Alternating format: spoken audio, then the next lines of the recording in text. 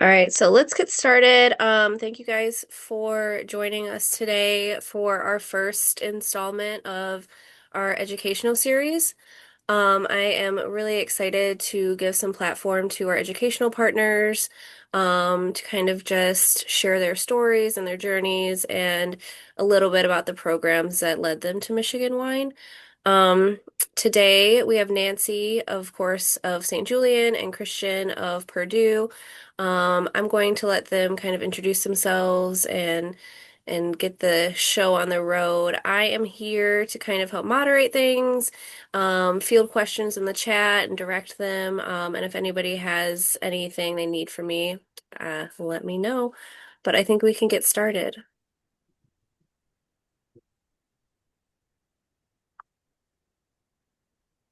Nancie, do you want to start? Sure. Not that you need no introduction, I'm sure, but Hello, everybody. Thank you for joining us today. My name is Nancie Oxley. I'm the Vice President of Winemaking at St. Julian. A little bit about my career path here. So my undergrad is from Purdue, and so that's how I know Christian. And when I was first starting out my career path, my sister was a dietitian. I thought I would go that route, and food science was relatively a new career path at Purdue. And I'm a huge math and science geek. And I thought, wow, this is the perfect thing I want to do. And I loved food product development. And I thought I would be working for Frito-Lay, Red Bull Tomato. Growing up in Indiana, we are home of all the corn and beans. So I thought I would go that route. Happened to get into a summer job working with the Indy International Wine Competition.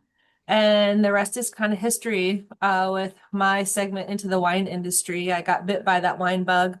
I went out to California. I did an internship out in Sonoma. And at the time, Dr. Richard Vine was at Purdue. And he said, do a production internship. You will determine whether you love or hate working in production. There's many facets of the industry, and maybe you'll want to be in sales, maybe you'll want to be in hospitality, maybe you want to be in education. But before you rule your entire career in production, go work a harvest to see if you truly like it. So after working crazy hours for those of us that are in the industry, we know, I knew it was meant for me. So I finished up graduating with Purdue. That's when I actually met Christian. That's when he came on board with the wine competition and as a professor at Purdue. And um, so happened to send my resume to St. Julian, and I was kind of the missing puzzle piece at the time. So I've been with St. Julian since 2002. I started, redoing their lab. We did a lot of wet chemistry then, just very general things, and amped it up and moved up through the ranks. And I'm now the vice president and part owner of St. Julian. And it's been an incredible journey. So a little snapshot about me. All right, Nancie, thank you. Yes, indeed, it has been over 20 years now, I think, that we have been working with each other, traveling, tasting, whatever it takes. So I think, as everybody realizes, this is a small industry. And we'll talk a little bit about, I think, today in what state the American wine industry is in. But I've been in it now for what, 33 years, so it has been quite a long ride now. I think some of you have seen my lectures. Will probably recognize this picture here. My early ventures into wine. I grew up in a wine drinking family in a big city, though, and my parents and I, we would often travel to the Mediterranean countries when I was little, and you kind of catch the wine bug naturally there. You observe the culture, the food, and then many years later, Nancie and I went actually on a joint trip to Italy. I had organized over the years a number of trips with wine professionals to visit different parts of the world to learn from our competitors abroad. And as you know, this is an industry that is really open and willing to share, and it is one that is really like any other. Like any other, it's truly amazing how the partnerships, across state lines around the globe elevate industries, new industries like our Midwestern, which you would still in the realm of the 10,000 years that wine is being made by humans, a young industry. But I was in Israel 3 years ago before the attack and went to the places, where grapes were grown really initially, the ones that we're using today and where wine has been made for many thousands of years. And it's the same there. Everybody is opening their cellars, willing to share a bottle of wine and a meal with you and talk about their family secrets or whatever they do to make it wine. And I think that's what it is. I said I think most of us have some sort of segue to get into this industry. I used ChatGPT the other day to do one of those caricatures of what I guess represent if you skim the internet for information. And and we'll come back a little bit about what AI can do for wineries and what it can't maybe a little bit later. But as I said, this is an industry that's always welcoming wherever you are, and it is one that is relatively easy to get into. Even if you started out just in being interested in tasting wine and drinking it, because that will be part of your life. It's really, a lifestyle career, if you want to call it, because at the end of the day, you're sitting around and you're swirling a glass of wine and you're eating the good food of the world, and that's and there's, as I said, no other career really that offers that opportunity to work hard, to employ science as well as intuition and creativity into your work, and then at the end of the day, still have a nice chat and a meal with friends. So anyway, as you know, I'm the wine professor, and if you ever have taken my lectures or you want to take the winemaking certificate, I do talk a lot, so you have to be patient with that.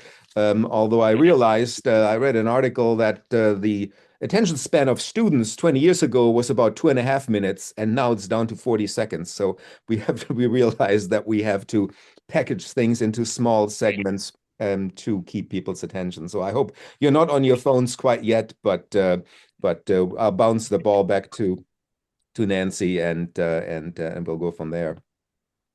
Yeah, so you talked a little bit about travels and getting into the wine world. I think that's such an important part of this industry.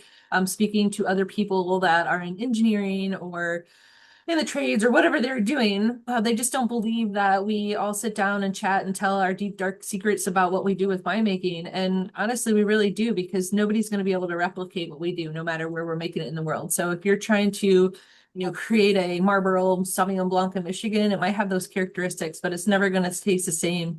Of what I make will never taste like Whitehaven, for example.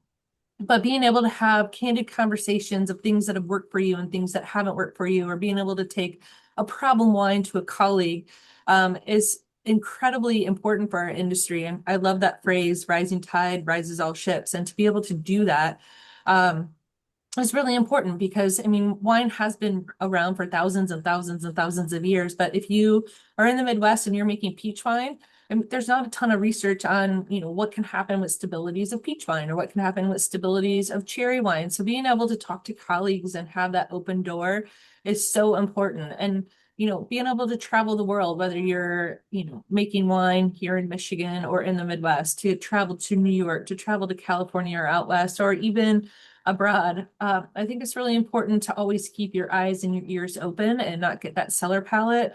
I mean, we travel extensively in my family. We're traveling abroad a lot more in the last few years than we ever have. Here at St. Julian, we're actually taking wine club members abroad. Thanks to Christian, he put that bug in my ear almost 20 years ago, I want to say, when I traveled with the group of Indiana winemakers, and traveling with people that are winemakers themselves abroad versus traveling with consumers is a much different aspect. But being able to see what people are doing around the world is, I think, quite important for all of us to be able to keep our finger on the pulse. Yeah, I absolutely agree. And it's also a matter, there's the old quote, you can't learn to ride a bicycle by reading about it. So the fact that you need to be a practitioner, that you really have to make wine, try, whatever it is, different styles, different varieties in different places of the world. Internships, are great opportunity for young students to get a few different regions under their belt. And at the end of the day, I think I was maybe 16 or so when I made my first cherry and apple wines. And you learn making small batches and then you grow larger maybe, or you stay small, whatever it is. But it is again the practice that is really important. But also, of course, as a professor of enology, I must say it's also not equally important maybe, but very, very important to be successful as a commercial winemaker, to really understand the science behind the practices of what you're doing. So understanding a little bit of microbiology, a little bit of physics and chemistry and all that, even though maybe, when we think about wine, we don't really want to dissect wine into chemical components and physical processing necessarily, but you do need to understand it if you're a producer. And so the separation of having a deep understanding of what you're actually doing, but also being a relatable storyteller who really has the passion for winemaking, I think that's crucial. If you enter this industry and if you're already in it, you know that.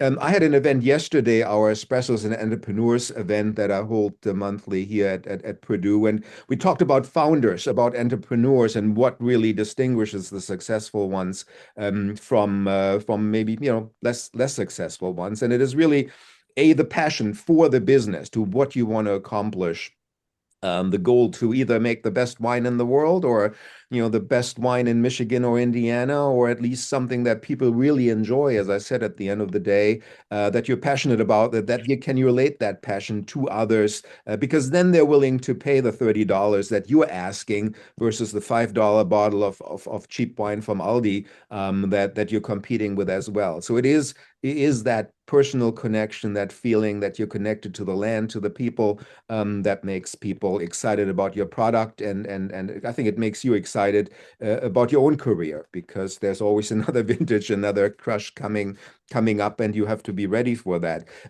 You also need to be committal. You need to commit to either an internship or a variety, or to the harvest.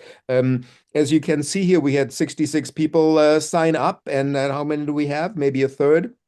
That can be an issue when I recommend students for internships. The wineries that are, I think it's probably the time of year when they hire interns for the upcoming season. You want somebody who is actually going to show up once the grapes get in the door, and that's what I tell my students. You really need to commit to a winery. If you find a better deal, well, too bad. Maybe you can do that next year, but you need to really stay with who you committed to, and that's important, because small wineries in particular don't have a lot of choices when the chaos of harvest actually starts. And lastly, the risk taking is a big part.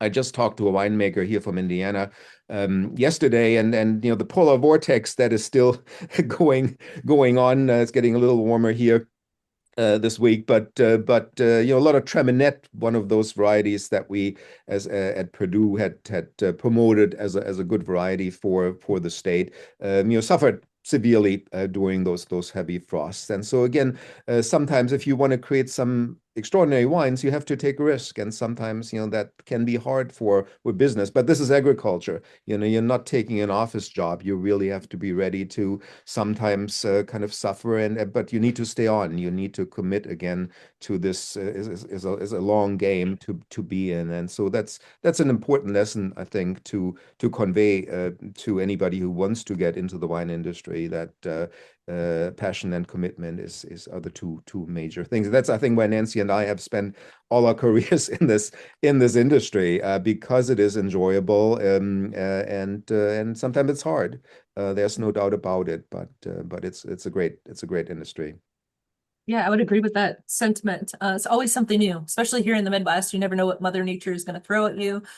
We had some -10, -20 degree temperatures. We've had polar vortexes. We've had in our region complete vine death. We've had anything above the snow cover die. I mean, it's like you said, it's agriculture. You never know what's going to happen. We're not making widgets. You can't just program it to print out more widgets, or you're not an insurance that you can just print out some more policies.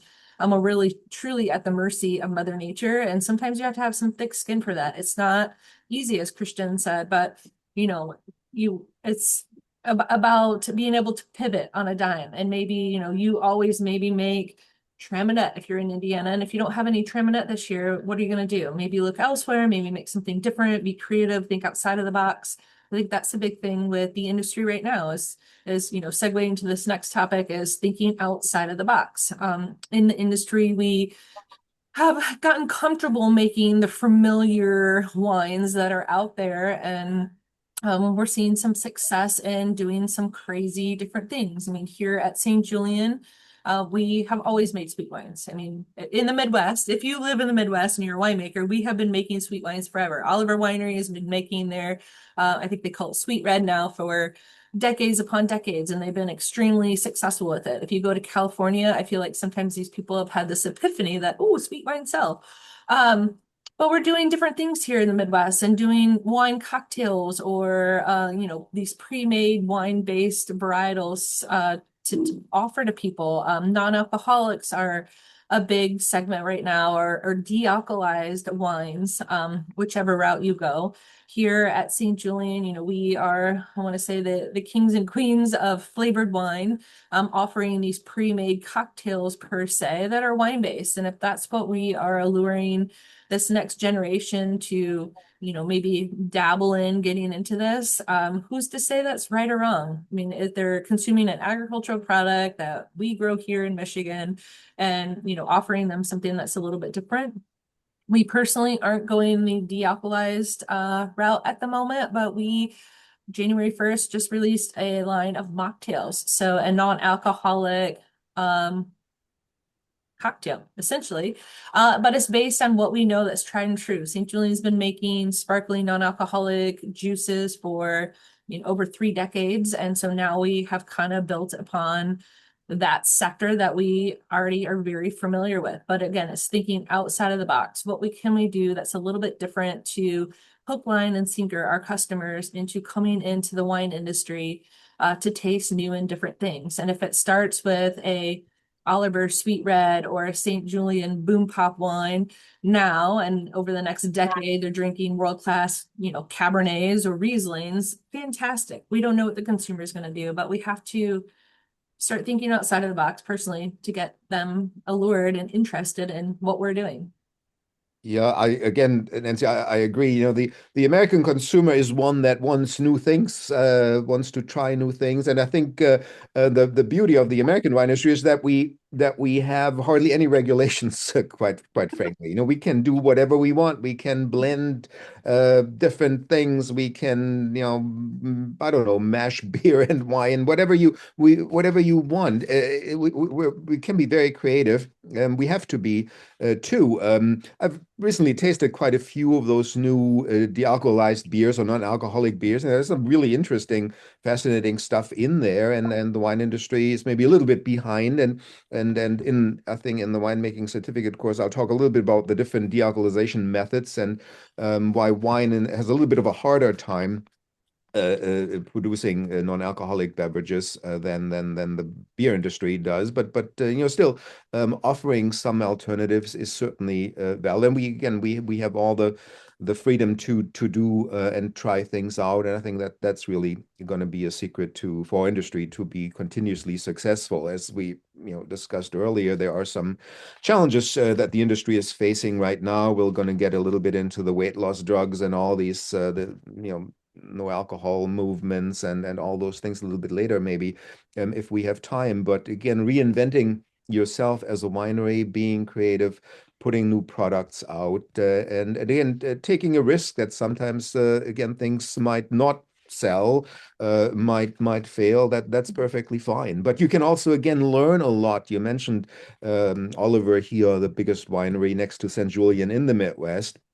They've been extremely successful with those wines that maybe when I got into this industry were kind of that was hybrid to talk about a flavored wine. And I think their mint melon Moscato, for example, is probably still the best-selling wine in the entire Midwest. And putting a little bit of local flavor into it, as Indiana being a big mint producer and a big melon producer, and people can relate to some of those flavors that you see in the wine. There's nothing wrong with this. But also, again, being flexible. If again you don't have any Traminette this year or something else fails, bring some wine in from somewhere else. Bring some wine in from Michigan or from New York, or bring some grapes in from the West Coast. There's nothing wrong with it. You shouldn't be ashamed doing so. I think blending things together it still allows you to tell a nice story of having a little bit of local flavor into it. And again, the industry is supportive and has capacity to accommodate those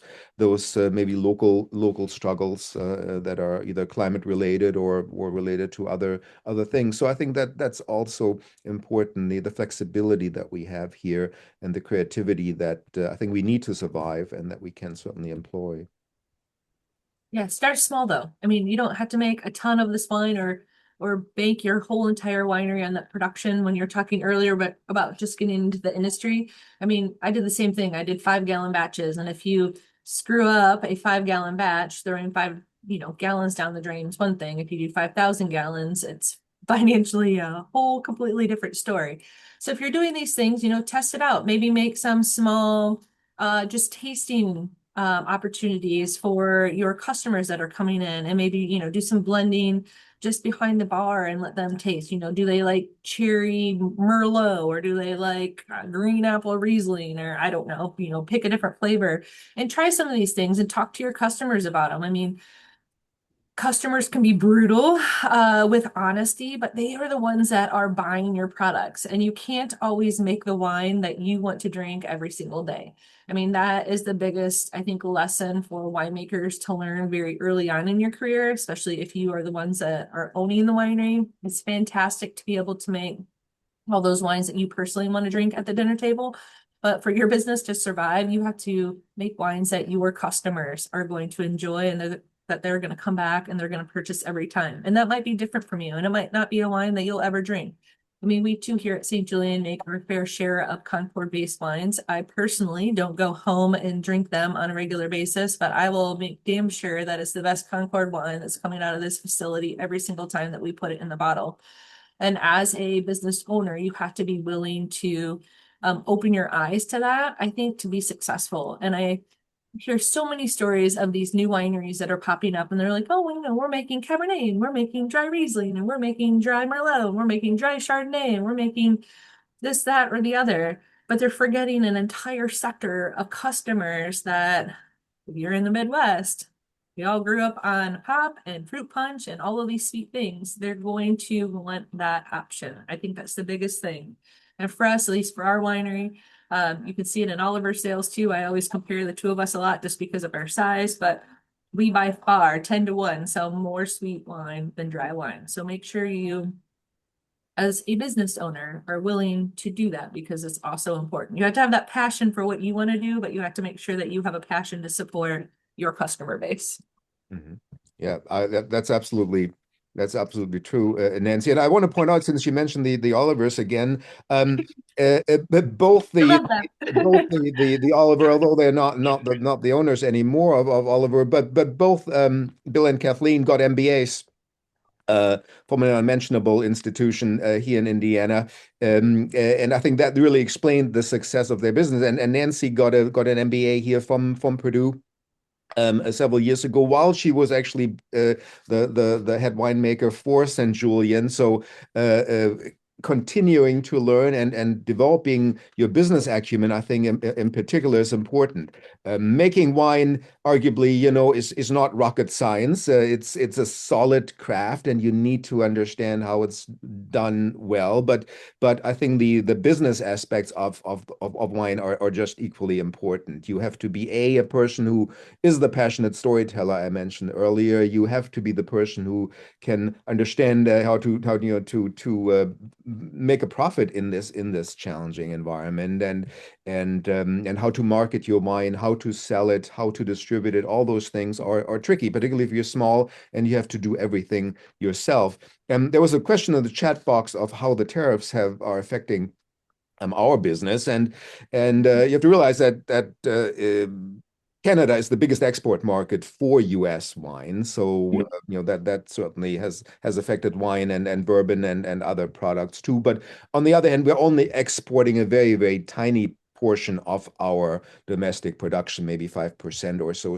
So that's not that big a deal. And in fact, the tariffs on other countries, on French wine or Italian wine, whatever it may be, I think can actually only benefit our industry because if their wines are getting more expensive, it's better for us to sell ours. So there are pros and cons to those political things, and I'm certainly not in a position to comment on that any further. But I think so far we have been doing all right. But it is again more, as I said earlier, the GLP-1s, the weight loss drugs that have really affected the market and will do so as the patents for those products run out, as they're available in pill form now, as generic versions are coming on the market that are really, really, really inexpensive. And I saw some early research on how these drugs affect alcohol consumption or the desire to drink alcohol. And those of you who are taking them know that it really impacts your excitement for wine, your excitement to drink and eat and enjoy these social parts of why we're drinking wine. And so that certainly, I think, will have an impact as those drugs become more accessible and cheaper. It will have an impact in the industry. So we have to figure out, how do we deal with this? And I don't have an answer to that, but it's certainly a severe concern. There's no doubt. There's no doubt about it. Nancie, any Yeah, I ideas would of agree what with we that. can do to make wine still part again of our culture, of our lives, even though we might not be as excited of having a glass of alcohol after work. Yeah, I mean, having a glass of wine, especially in Europe after work, is a very normal thing to do. I think in the United States, we have viewed alcohol so differently for so long that our culture is a bit different than what they're experiencing in Europe. Um, but I think people will still continue to enjoy it. I do think this GLP-1 movement is huge, not just in the wine sector, but in beer and spirits, any alcoholic beverage per se, even in the restaurant business. I mean, post-COVID, you're hearing so many restaurants that are closing too, and I think part of that may be the GLP-1 cycle. I think, financially, people are, in a position that it's a little bit different than what they were 5 years ago. For us here in Michigan, we have marijuana that's legalized, so I think that's part of it too.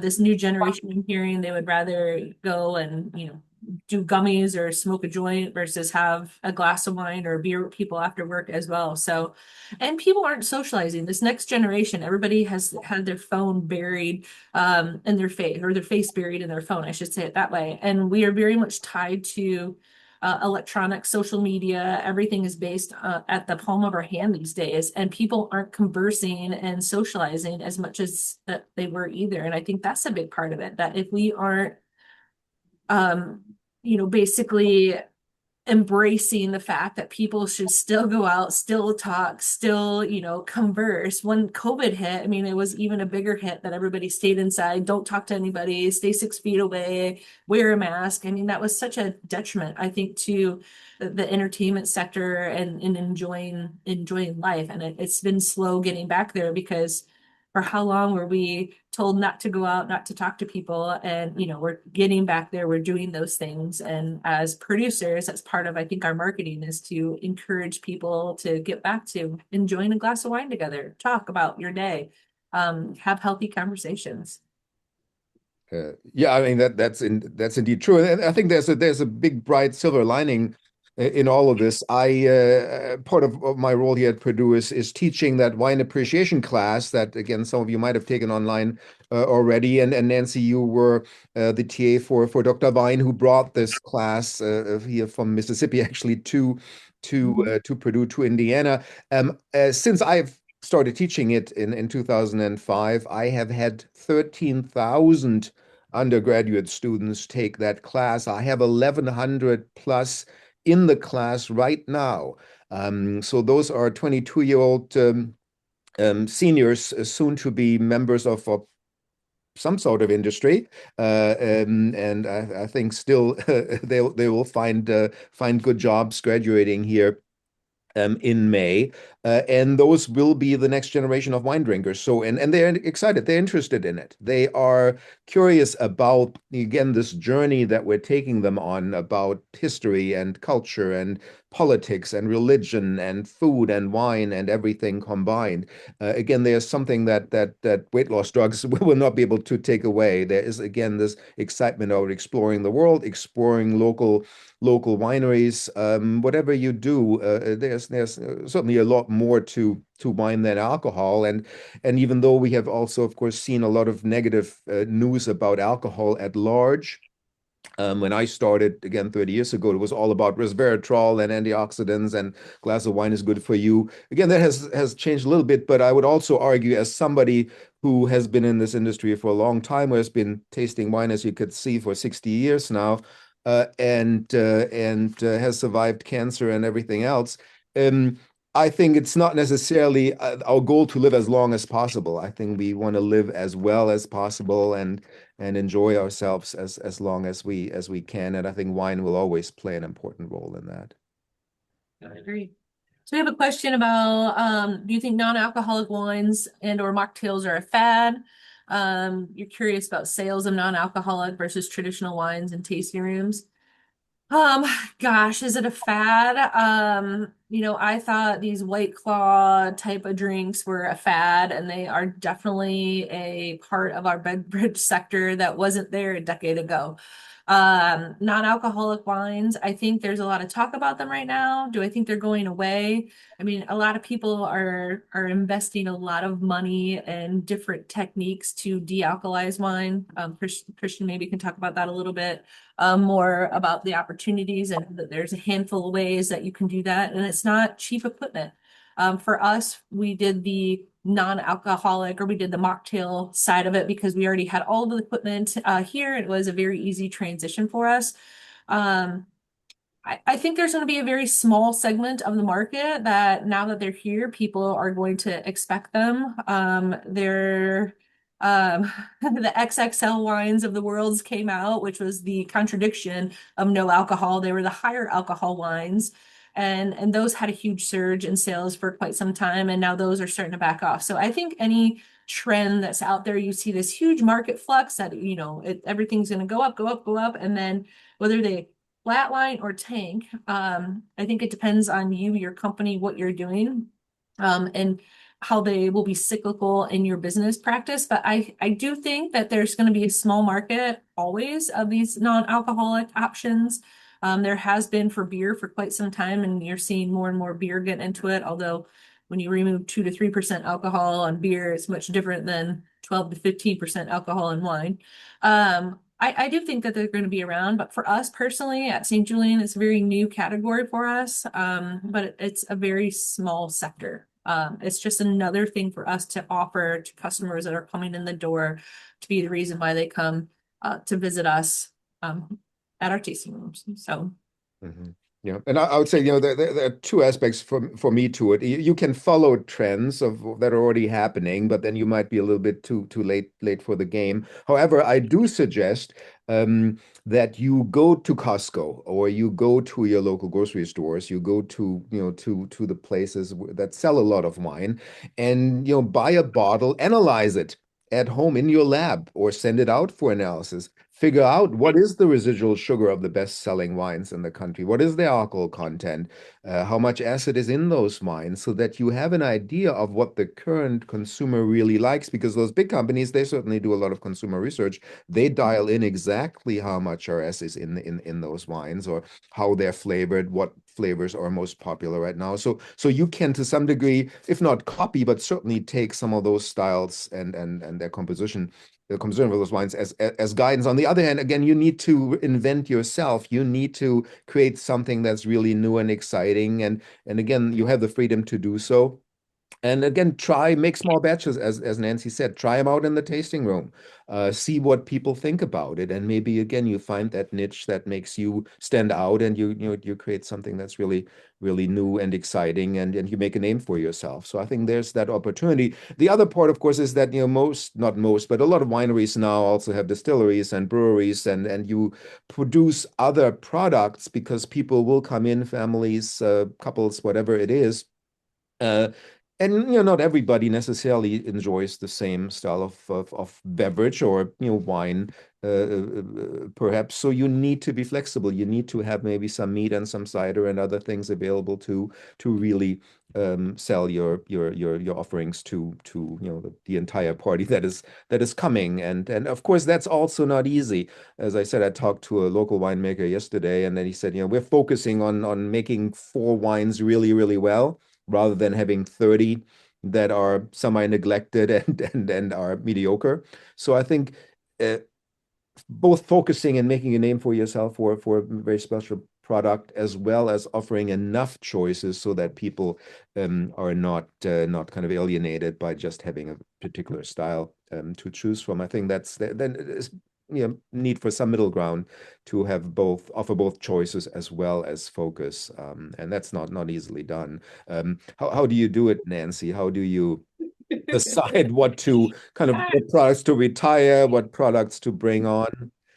The consumer decides a lot of things of what's selling and what's not selling. We have a very large wine club at St. Julian, so I call it fueling the beast. So we have over 20,000 wine club members.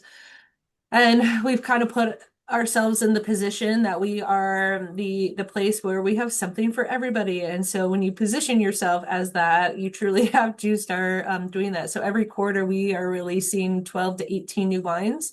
We call them one and dones. They're very specific for our wine club members. So if we have 20,000 wine club members and we have, X amount of people in one of our smaller clubs, we'll specifically make wines for them.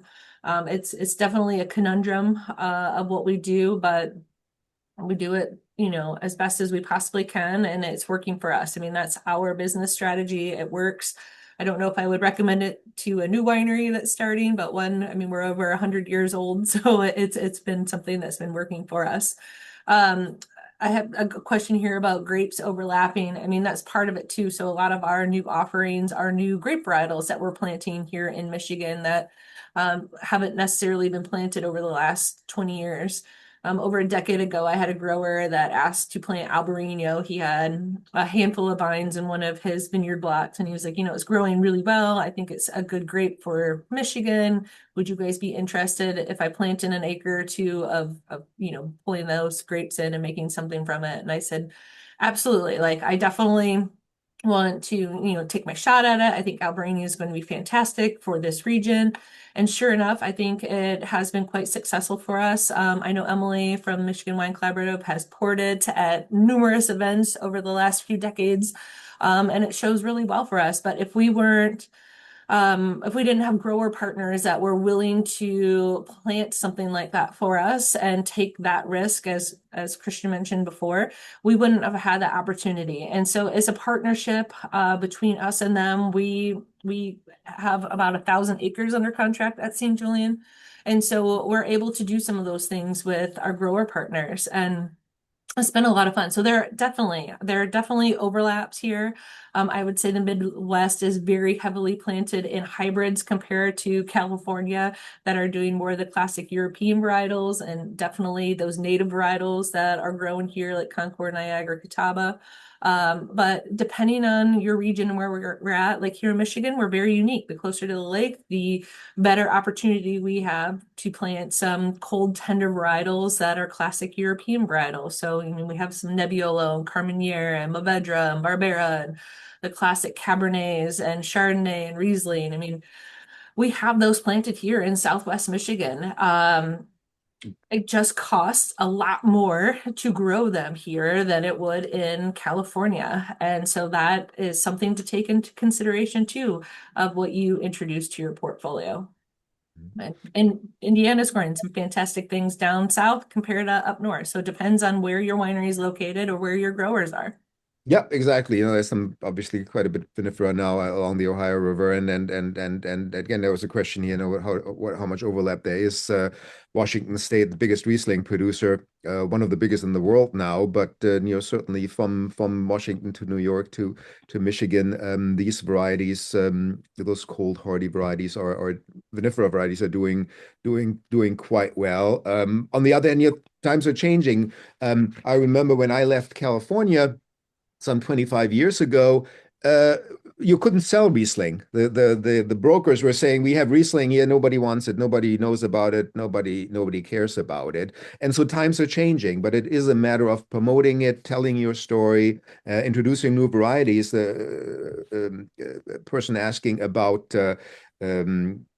Portuguese wine styles and blending techniques, and in Portugal, historically in the port area, in particular along the Douro, they interplant. They do field selections of grapes. You have different varieties within the same block. You don't separate the varieties into different blocks. You harvest everything together. So you might have some underripe grapes that have nice acidity. You might have some really extra ripe grapes that are providing some of those jammy characters. You might have some more tannic components. So that's something that we traditionally have not been doing here, and the whole concept of varietal wines is maybe also getting a little old and tired. I think we see a lot of fantastic blends, and quite frankly, most consumers, and I would argue in the Midwest particular, are not that interested in all the details about what clone goes in there and what variety. That's how I grew up. Back in the days in Europe, nobody was talking about varieties. You talked about villages, or you when I tasted wine in southern Italy, you didn't even have a label on the bottle. It would just be either red or white, and you drank it with your meal. So I think we can maybe go also back to being less technical, make some interesting blends that also hedges us against climatic issues. And I think that at the end of the day, that's an important strategy to really make great blends, and what the land gives us is what we're producing, and that's again the greatest story to tell. I also wanted to mention one more thing is, since we're talking about Nancie being the winemaker, I'm the wine professor here, and those are kind of two distinct careers. I was a winemaker for a little while as well, but we also have this enormous part of our industry that we often maybe underappreciate. And when I was an young extension agent out west, we almost saw the supply industry as kind of the enemy. We need to protect the winemakers from all the salespeople and snake oil that was out there. I see this differently now. I think there's a lot of opportunity for entrepreneurship to provide new services, new products. Not everything necessarily works, and not everything is a cure for stuff. But there are really interesting career opportunities in the supply industry to the wine business, and so don't underestimate it. Not everybody can be the vice president of winemaking. It is hard to move up the ladder, and sometimes you hit a ceiling. And you want to make sure you have an outlook on your career. So pivot a little bit sometimes, try new things, and I think that's a good piece of advice too. That the wine industry is not just being a winemaker. There's a lot more to it. A lot of our salespeople that come to visit us here at St. Julian were winemakers for a very short period of time. They were in the industry, or they worked in the production in some way, whether they were in the lab or in the cellar, and they wanted a change, just like Christian said. And so they understand production, but they are now in that sales roles, but they also understand what their products will do for you as a winemaker. Um, you do have to be careful. There are a lot of snake oil salesmen out there. We, as a larger winery, have the luxury of kind of being the guinea pig sometimes, and we try to bring in products that we can help share with other people in our region. And that's the big thing that we do here at St. Julian. If it's working for us, we have no problem sharing. Like, this tannin might work, or this enzyme might be very advantageous. But I think that's a part of being part of an industry group. And there are some overlaps between the cider industry and wine. I mean, we're making a ton of apple wine and apple cider here at St. Julian as well. But it goes into the distillery aspect, which we are too. We basically do everything but beer here. And there are tons of overlaps. And so don't be afraid if you are a winery to talk to your brewing neighbors. I mean, wine and beer are vastly two different things of what you're doing, but we are making fermented alcoholic beverages, and that supply chain is very important. And if there's anything that you guys can offer each other, maybe rely on that. We work with a lot of distilleries in our area. We have in the past that we were bringing in bourbon barrels. Now that we make our own bourbon here at St. Julian, we have our vertical integrated bourbon barrel aged red wines, but we're also selling our barrels out to other industry, whether it's breweries or other wineries or other distilleries that are looking for something new and different. But it's that camaraderie of our industry. I can't say that enough. It's so fantastic to be able to do it. And it's not just the producers, growers are so incredibly important. If you don't have fantastic grapes to work with, it's really hard to make really good wine. And so if you're not growing your own grapes, make some really nice connections. I have a huge connection with my family. They're very large grape farmers. And luckily I've met so many others because I work here at St. Julian. But having relations with your suppliers too. I mean, that's important that, they're getting you the best pricing on things with the way the euro and the dollar are going right now. I think that's a huge thing more than tariffs on us, are that ever changing of bringing in yeast and enzymes and tannins. I mean, most of that stuff is coming from Europe, and that's a huge part of being able to, massage those relationships, as Kristen said. And then the people that sell it. I mean, that's the other part. I mean, if you're not selling just out of your tasting room and you're working with distributors or restaurants, you have to nurse and massage those relationships too. And then finally, your customers. I mean, they're your ambassadors. They are truly your brand ambassadors. So if you have great relationships with your customers and you're telling those stories, utilize that. Because I know here for our wine club, I mean, our current wine club members are our best sellers for wine club to the new ones that are coming on. I mean, it's the whole full circle of the business. And if you're for a small place, you probably get to wear all of those hats probably in one day. So I want to thank our colleague from Texas here for their kind comments. I think this system that we have in place here, what we call it cooperative extension. Having the universities as kind of independent helpers to give perspectives and have this close collaboration with industry to really again elevate the entire industry through our knowledge, through our shared knowledge. And I think part of the sharing is I saw some members of the Braganini family are joining us here. I remember when we went to Italy together, in Nancie, I think we visited one of those cooperatives in Tuscany, in the Chianti region, and I was just sitting next to a sales rep for a company that is making mechanical harvesters, and those things cost still $2-3 million, and so this kind of old idea of sharing equipment, forming maybe not a cooperative, that sounds a little bit too kind of communist maybe, but the idea to actually buy some more expensive equipment together or do your marketing together like the co-ops in Chianti do, particularly since we're facing labor shortages and other issues. I think there's opportunity again to facilitate sharing of more expensive equipment. You mentioned the alcoholization equipment that's equally pricey. I think so. There's opportunity, I think, for smaller wineries to work with the larger ones and hopefully get up to the same technology level, and not have to get into deep debt to afford these pieces of equipment. So I think that's nice. And again, you have done so much service to the wine industry in the West here, Nancie. I think that is much underappreciated.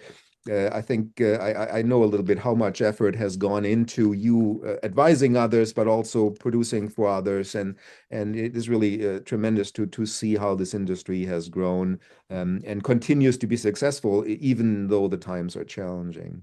Yeah, and shameless plug. I mean, we do offer bulk wine to smaller wineries. If you don't have the grapes that are necessary, or there's a varietal that you want to work with, I mean, we offer that. We offer lab services. I mean, we do that for so many wineries in the Midwest because we have uh, a fantastic lab here and people that are running it. And so we offer those services. So if you're not able to get an alcohol reading for your label because you have sugar in your wine and an ebuliometer won't give you an accurate reading, we can do that for you. Or maybe your neighbor can, maybe your neighbor has some equipment, but we surely have that here. If you need co-packing services or private label services, there are wineries that will do that. If you're here in the Midwest, we specialize in that. We actually bottle people's wines for them all day long, especially sparkling products, because it's expensive to be able to have a bottling line that has sparkling capabilities. And we just made a $5 million investment on a new bottling line to be able to do that kind of stuff. So, even harvesting, as Christian said, I know up north in Michigan, there is a lot of harvesting that is done, that there's one grower that has a harvester and he drives around and harvests everybody else's grapes for them. And there's a lot of that done down in the Southwest region too. So, get to know your neighbors and what they have to offer, get to know other people in the industry, and open the door to those conversations because people can be very helpful to help you be successful with your business. It's partnership. I go back to that rising tides, rises all those ships. So. And again, I want to come back to the beginning. Again, the winemaking certificate that I've been offering here is just kind of a collection of lectures that kind of summarize these 30 years of industry collaboration that I can reflect on. So again, that doesn't teach you winemaking, but I think it might make you a better winemaker in the long run, because again, that combination of principles and practices, I think, is what distinguishes the most successful winemakers, to have that mix, and still be a creative artist, producing your wines. So and again, it's important that this is not just some series of PowerPoints, which it is. But as a follow-up, you know now where to find us. We're sitting here, we're real people. We can talk about anything, any help we can provide. And so that's kind of a long-term commitment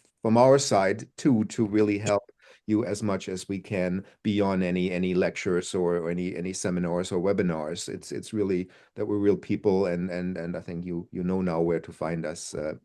So I take it. definitely encourage you to look into the winemaking certificate if you have no formal training, because you can make good wine until the one day you don't. And when you have a problem, if you have a little bit of background to understand what's actually going on, it will be very, very helpful to you. And you have to alleviate those problems very quickly. A lot of bad things can happen very quickly in the wine industry if you have issues with your wines, and if you can save it to salvage a wine versus having to dump it down the drain. That might be the difference between being a successful winery and one that may have to sell or close their doors. So having that winemaking certificate and then some of that knowledge is very important. Thank you guys so much. I kind of want to echo Jody and Julie's comments in the chat. I think this was such a good discussion, and my role was kind of be a moderator, but every time I was like thinking of a transition, you guys very naturally did it. And that's something that I love about the Michigan wine industry, is that, like, pun intended, it's so fluid, and we kind of vibe so well, and there's no shortage of discussion and camaraderie and collaboration and culture and sharing. Um, and the collaborative is kind of here to be a connector in that piece and kind of an ambassador for the industry. Julie said she was so excited to have a new group to tap into for support, and that's kind of a role that we like to play with the collaborative, is just connecting people and providing support and resources and connections and, opportunities.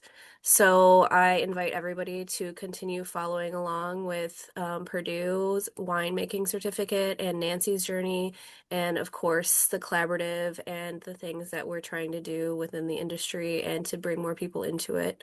Um, so everybody who was here today, I'm going to send out a recording of this. So if you want to ever revisit it or share it, please do. And yeah, just remember to keep in touch with us. Thank you, Nancie and Christian, so much for this great conversation. And everybody else, stay tuned for some news on our next installment of this educational series, lecture, discussion, event thing that we're trying to kick off here. Thank you. Keep in touch. Really enjoyed this. Great seeing you, Nancie. Thanks, Emily, Hey, for Christian. it all. Thank you, guys. Thank you, everyone who joined us, and we'll talk soon. Boiler up. Can't leave without this. Thanks, guys. Cheers. Bye.